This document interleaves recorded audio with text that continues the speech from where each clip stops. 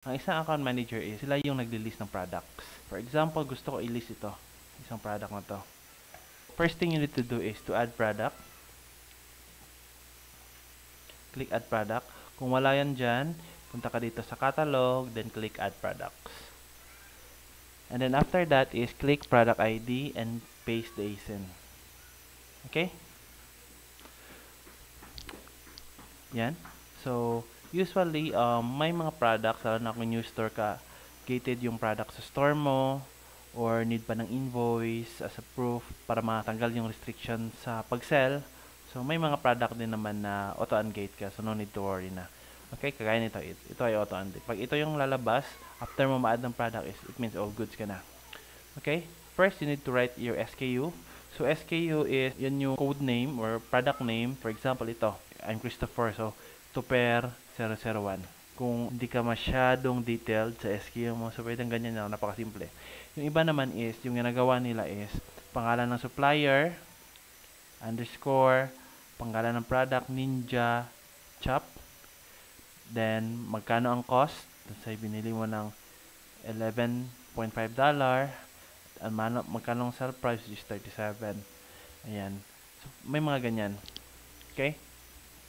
Ikaw, nakadepende sa'yo kung paano mo i-rename yung sa akin nga is hindi ko na nilalagyan ng SKU. Ayan. Click ko yung required kasi optional naman yung SKU. So dito lang ako sa required. Bali si Amazon nalalagay ng SKU which is random. Ayan. So pag FBM ka, ikaw magde-decide kung ilang quantity. Make sure to confirm it sa warehouse mo. Kasi mahirap kung mag-oversell ka kasi wala kang choice kundi i-cancel yung order ng customer which is during pag-cancel ng order or once mag-cancel ka ng order galing sa customer, maapektuhan yung account health mo. So, make sure talaga na exact yung quantity mo from the warehouse. Okay? So, sa ngayon, islagay ko muna 0. Magkano price? So, pwede mo naman gayahin yung sell price ng mga competitor mo. So, sabihin natin 40 muna. Adjust na natin yan later once ma-confirm natin yung costing natin. Okay? So, ibibenta natin siya as new.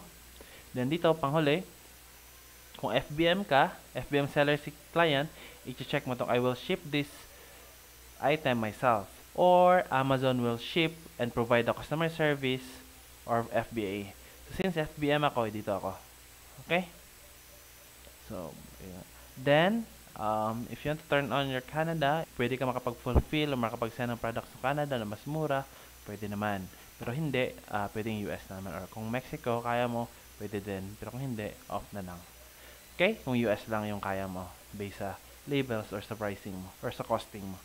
Then, save and finish. And after clicking save and finish, then all good ka na dyan. Okay? So, yan yung product listing. Napakadali lang.